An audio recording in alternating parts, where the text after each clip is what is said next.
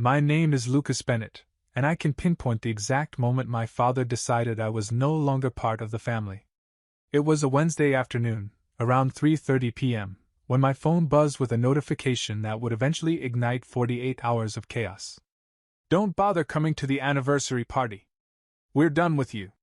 5 words. No greeting, no signature. Not even a passive-aggressive flourish like, "Hope you're happy now."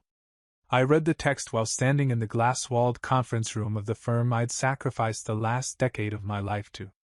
Behind me, the skyline of Chicago looked like a circuit board, each window another tiny, glowing universe where people probably had normal fathers who didn't consider their children a line item on a balance sheet. For a second, I thought it was a joke, some autocorrect mishap. But no, it was exactly the kind of sterile message my father, Richard Bennett, would send. If he could have legally disowned me via emoji, he would have. I slipped the phone into my pocket and turned back to my assistant, who was waiting patiently with a stack of contracts. "Everything okay, Mr. Bennett?" she asked, her voice cautious. "Fine," I lied. "Let's keep going." Because that was what you did when you were a Bennett, you ignored the fire in your life and focused on the next bullet point. It wasn't until hours later, when I was back in my apartment, that I really let the words settle in. "Don't bother coming. We're done with you." It was almost funny. My father had spent my entire life dangling acceptance in front of me like a discount carrot. Be more like your brother, be less sensitive, work harder, don't outshine him too much, but don't be a failure either. I'd contorted myself in 1,000 ways to try to fit inside the ever-shifting mold. The first time I realized that effort was doomed was when I was 14. I'd been accepted into a summer program at Northwestern, 2 weeks of academic bliss away from the constant comparisons. I came home waving the acceptance letter like it was a lottery ticket. My father didn't even look up from his laptop. "That's nice," he said. "But Brandon got accepted to the state basketball camp." As if that explained everything. As if the fact that my older brother could dribble a ball was somehow worth more than anything I could do. So when I read that text, I didn't feel hurt. I felt relief. But the kind of relief you feel after realizing you've been trying to win a rigged game your whole life. I picked up the phone again and scrolled to the only contact who knew exactly how entangled I was in the family business. Alex Carter, my lawyer, my best friend, and the only person who'd ever told me I wasn't crazy for thinking my father treated me like a disposable asset. He answered on the second ring. "You finally ready?" he asked, no preamble necessary. "Yeah," I said, my voice steadier than I felt. "Pull everything. The guarantee, the credit line, the indemnity clause. I want my name off every document connected to Bennett and Sons." There was a pause, the kind you get from a friend who cares more about you than your pride. "You know this is going to get ugly," Alex said quietly. "I know," I said. "And you're okay with that?" I swallowed, remembering the night 3 years ago when my father slid a loan guarantee across my kitchen table. "It's just a formality," he'd said in his patronizing baritone. "The bank likes to see the whole family committed. It'll be good for your image." Translation: "You're going to sign this because you owe me." I'd signed it. Of course I had. Because saying no meant proving him right, that I was ungrateful, selfish, a liability. 3 years later, I finally understood that the only person I'd betrayed was myself. "I'm okay with it," I said, my chest tight with something that felt almost like freedom. "All right," Alex said. "I'll file the notices in the morning." When I hung up, I was alone in the quiet of my living room. No angry voices. No disappointed sighs. Just the soft hum of the refrigerator and the distant noise of the city carrying on without me. I knew it wouldn't stay quiet for long. My father would see the guarantee withdrawal by mid-morning, and then the calls would start. But for that one night, I felt the weight slip off my shoulders, like I'd finally stopped holding up something that was never really mine. I poured a glass of whiskey, sat by the window, and let the realization sink in. My father was right about one thing. I wasn't coming back. Morning came with a vengeance. At precisely 8:02 a.m., my phone lit up with a call from an unfamiliar number. I didn't answer. 2 minutes later, a text arrived. "Lucas, this is Gregory Clark. Your father asked me to call. We need to discuss your obligations regarding the credit line. Obligations. As if I were an employee who'd missed a memo instead of the son who'd been pressured into personally guaranteeing a multi-million-dollar loan for a business I had zero control over. I didn't reply. At 8:30, my mother's number appeared on the screen. I watched it ring and ring, the old reflex to pick up still tugging at my hand. But I knew what she'd say. Lucas, please be reasonable. You're making your father upset. As if my entire existence hadn't been one long exercise in tiptoeing around his moods. At 9:05, the real onslaught began. My father called. I muted the ringer and turned the phone face down. He called again at 9:10, then at 9:15, each attempt a predictable escalation. At 9:20 I received a text. Answer your phone. You have no idea what you're doing. I almost laughed. If he knew how many nights I'd sat in this same apartment, replaying the moment I signed that loan guarantee, if he knew how many times I'd wished I'd had the courage to say no, he'd understand that I knew exactly what I was doing. At 9:45, a second text arrived, this time from Brandon. Dude. Seriously? The bank called Dad. You can't just pull your name. You're tanking everything. That was Brandon in a nutshell. Everything was a game of optics and damage control. I read it once and deleted it. By 10:30, Alex called. They're in meltdown mode, he said, sounding both amused and exasperated. Tell me something I don't know.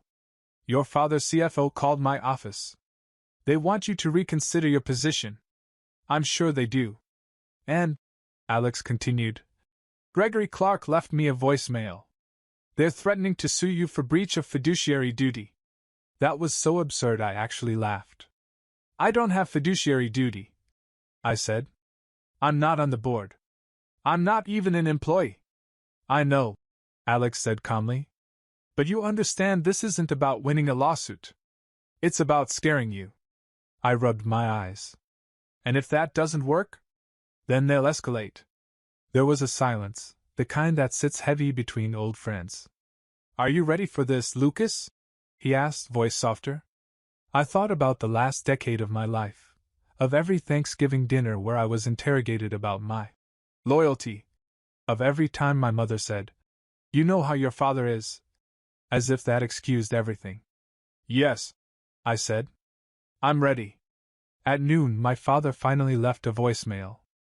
I played it on speaker while I chopped vegetables for lunch, just to see if the sound of his voice still did what it used to, make me feel 14 and small and apologetic. Lucas, he began, his voice carefully measured. I'm going to assume you're acting out of ignorance rather than malice. You have no idea the damage you're causing. The bank is questioning our solvency. The partners are panicking. This is not just about you. This is about the entire family. About the company that built everything you have. I set the knife down and leaned against the counter. He paused, and for a second, I almost expected him to say something real. But instead, he finished with, You have 24 hours to retract your notice. After that, don't expect this to end well. I ended the message and took a slow breath. There it was, the threat beneath the civility, the promise that he'd burn everything down rather than admit he'd pushed too far. I turned my phone off and tossed it onto the couch. For the rest of the day, I worked in blessed silence. By the time evening rolled around, I felt steadier. I knew the calls wouldn't stop. I knew he'd come at me from every angle. But for the first time, the idea didn't make my chest seize up. That night, I poured a glass of whiskey and sat by the window, looking out at the glittering grid of the city. They thought I'd fold because I always had. They didn't realize that the only reason I'd stayed quiet this long was because I hadn't been ready to walk away. Now I was ready. Saturday morning, the second wave of attacks began. It started with a knock on my apartment door. I knew before I looked who it would be. My mother had always preferred showing up unannounced, as though proximity could smother a disagreement into submission. I stood in the entryway for a moment, considering pretending I wasn't home. But in the end, I opened the door. She was there in her pale pink cashmere wrap, makeup perfect, expression solemn. Lucas, she said, voice soft with rehearsed sorrow. May I come in? No, I said just as softly. She blinked, clearly not prepared for a direct refusal.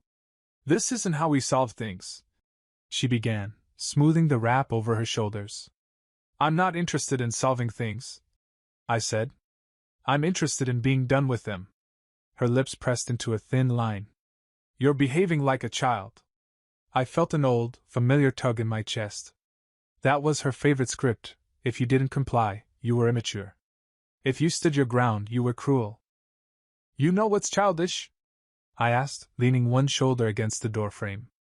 Expecting your son to co-sign a multi-million-dollar loan and then act surprised when he decides he's tired of being collateral. Her eyes flicked away. Your father did what he thought was best for the company. No, I said, voice low. He did what was best for himself. He always has. She took a breath, like she was going to launch into another monologue, but I cut her off. I'm not coming back, I said. She looked up sharply. Back to what? To pretending, I said. Pretending this family is something it isn't. The silence stretched between us, and I saw something flicker across her face, a crack in the careful mask. For a second, she looked exactly as tired as I felt. Then she smoothed the wrap again and straightened her spine. You'll regret this, she said, voice brittle. Maybe, I said, stepping back into the apartment. But at least it'll be my choice. I closed the door gently. And this time, I didn't feel the need to apologize. 20 minutes later, my phone lit up with another text, Brandon this time. You've really lost it. Mom came home in tears. The bank is threatening to freeze the line of credit. Are you happy now? I didn't answer. Instead, I forwarded the message to Alex with a single line. They're unraveling, he replied a moment later. Good. They should be. At noon, I tried to distract myself by reorganizing my kitchen cabinets. Anything to keep my hands busy while my brain replayed all the ways this could explode. That's when the email came in. From Gregory Clark. Subject: urgent, personal guarantee. Lucas, I have been instructed to advise you that if you do not reinstate your guarantee within 48 hours, Bennett and Sons will pursue all legal remedies available. Furthermore, your father is prepared to make public statements regarding your conduct and motivations. Regards, Gregory Clark.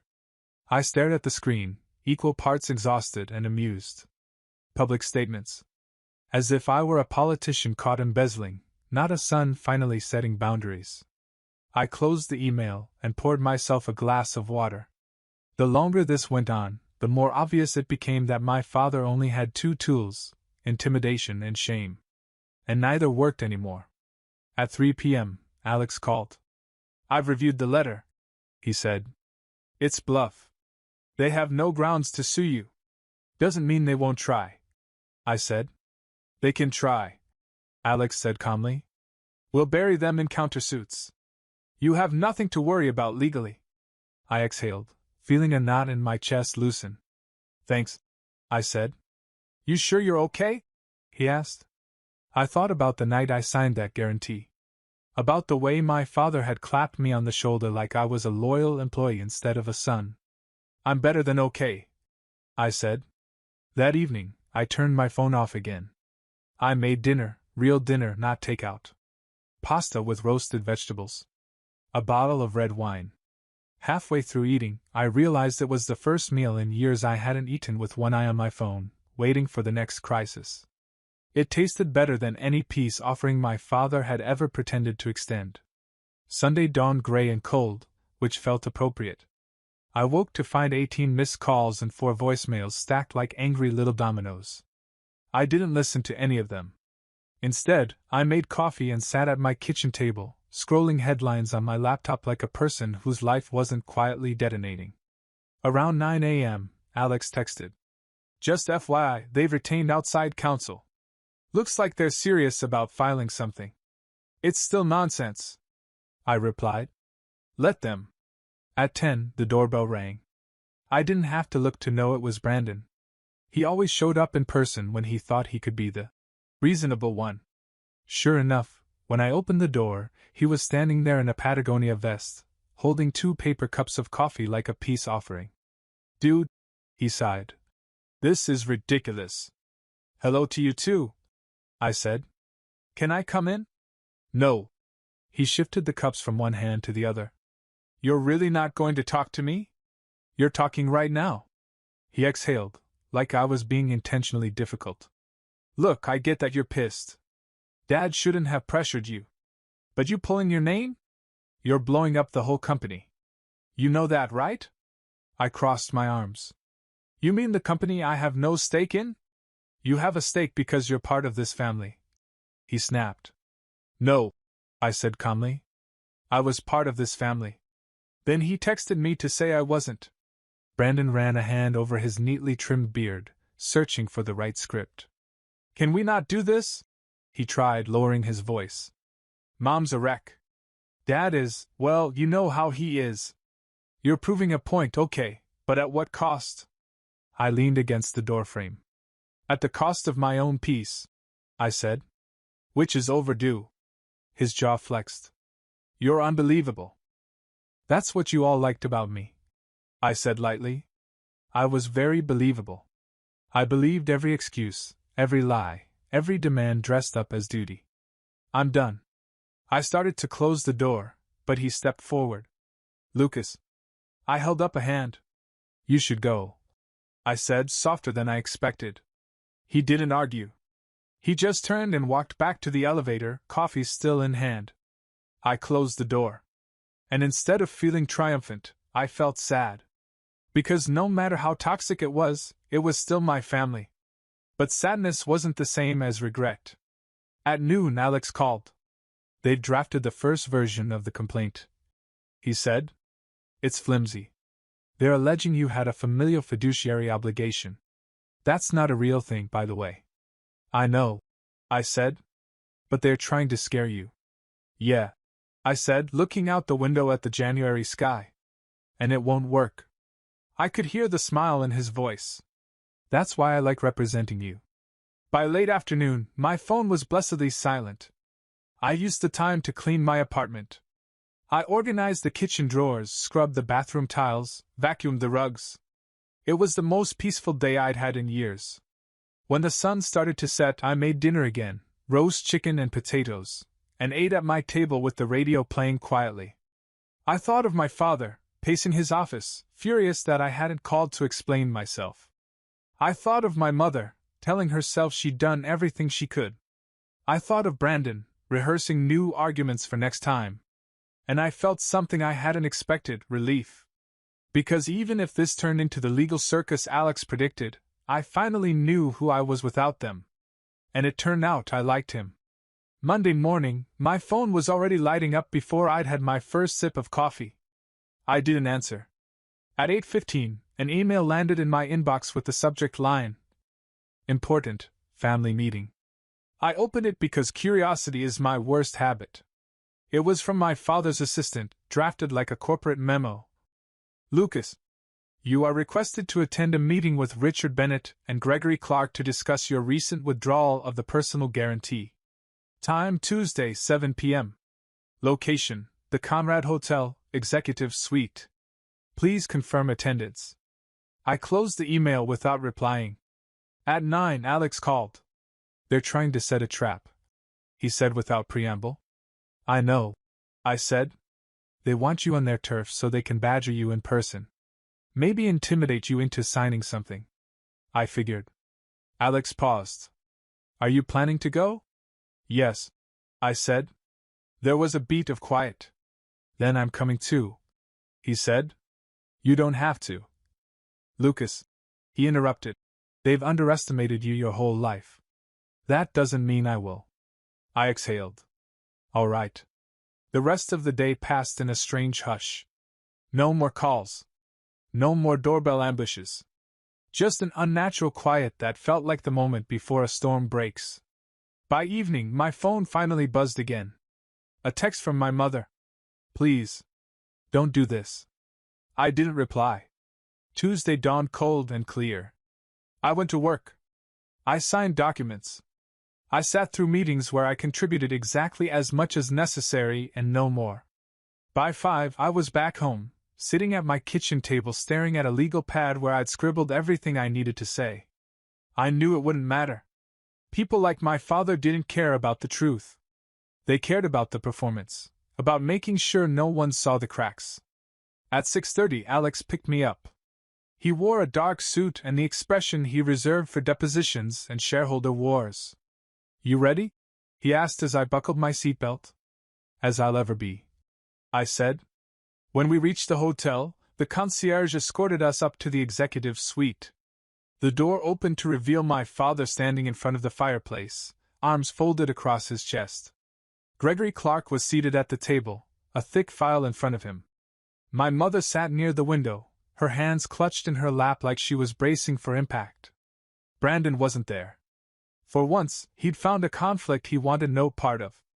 "Lucas," my father said without looking at me. "Sit." I didn't.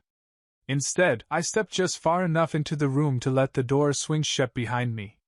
"You wanted to talk," I said. "Talk." Gregory cleared his throat. "Mr. Bennett, your withdrawal of the guarantee has caused significant harm. The bank is considering recalling the entire credit facility. This could trigger defaults across multiple lines. We are prepared to pursue damages." I glanced at Alex, who raised one eyebrow as if to say these idiots really thought this was a threat. "You can file whatever you want," Alex said coolly. "Nothing will stick." My father finally turned to look at me, and the fury in his eyes was so familiar it almost felt like coming home. "You have no idea the damage you've done," he said, voice low. "You've embarrassed me. You've endangered everything we built." "You built," I corrected.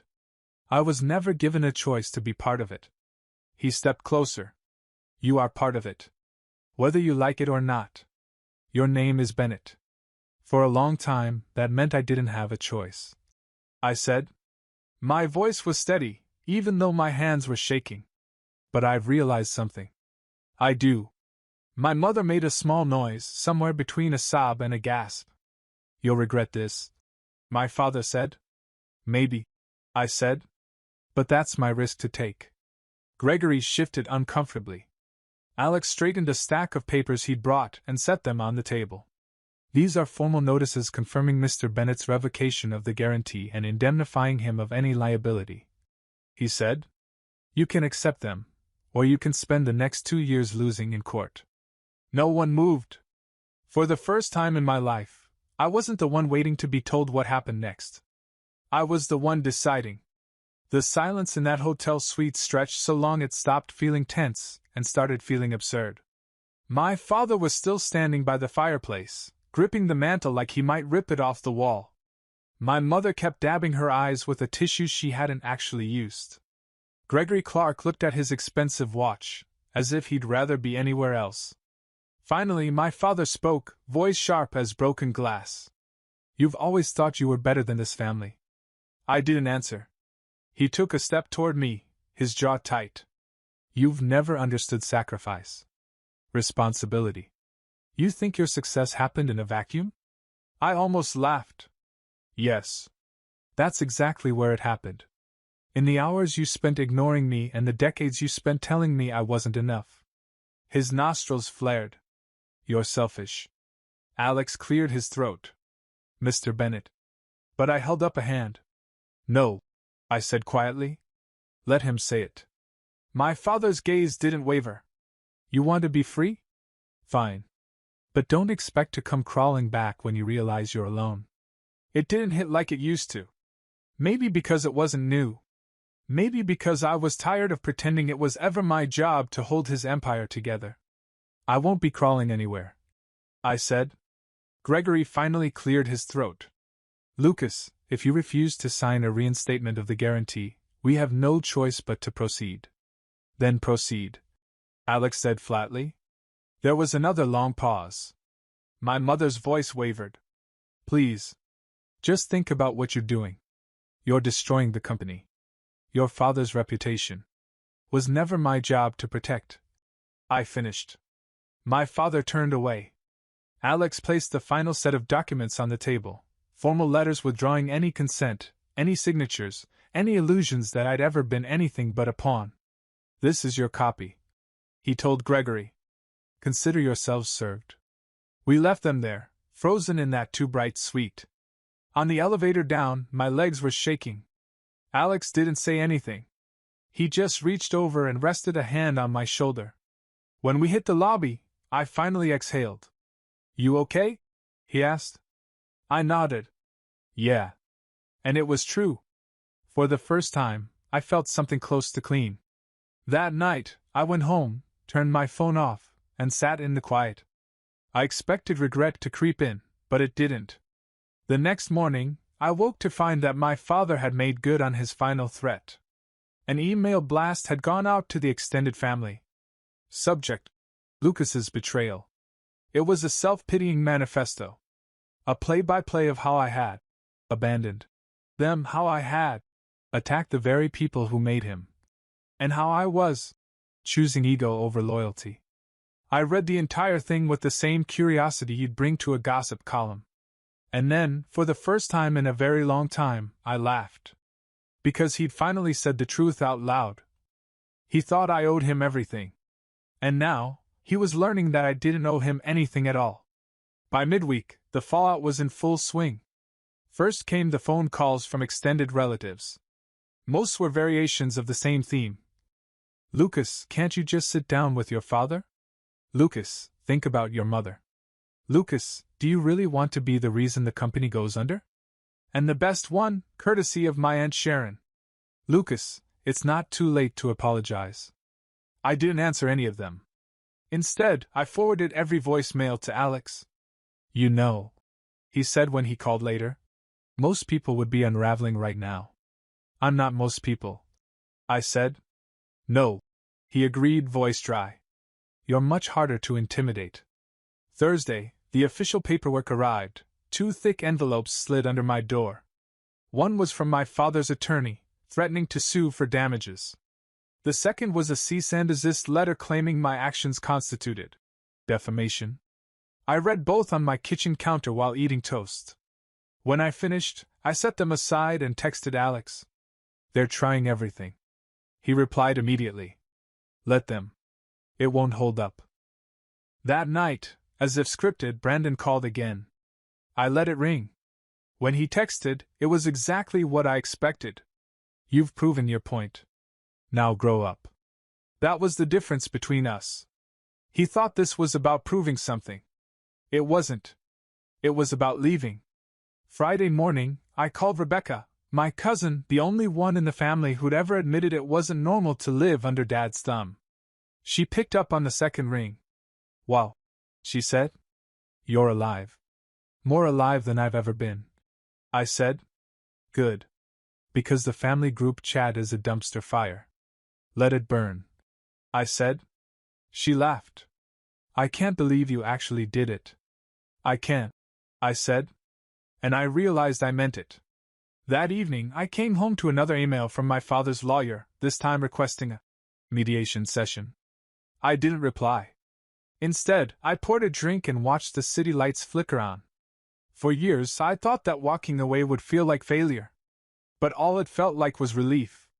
At midnight, I finally turned my phone back on. There was one last message waiting, shorter than all the others. From my father. You'll regret this. I stared at it a long time. Then I deleted it. Because regret was the one thing I no longer had room for. A week later, the quiet finally settled in.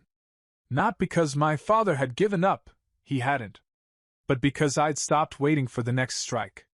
Somewhere in that stretch of sleepless nights and legal letters, I'd realized something obvious. He wasn't going to change. And I didn't have to keep hoping he would. Alex called on a rainy Wednesday to tell me the last of the threats were officially idle. They're posturing, he said. The complaints won't go anywhere. Then let them posture, I said. I could hear the smile in his voice. You did it. It only took 37 years. I said dryly. He laughed. You're free. Free. It felt almost too big a word. That weekend I packed a small bag and drove out of the city. No destination. No schedule. Just a borrowed cabin near Lake Geneva where the air smelled like pine and the phone signal was unreliable. For 2 days I sat by the water reading, cooking simple meals, sleeping when I felt like it. No buzzing phone. No carefully worded emails.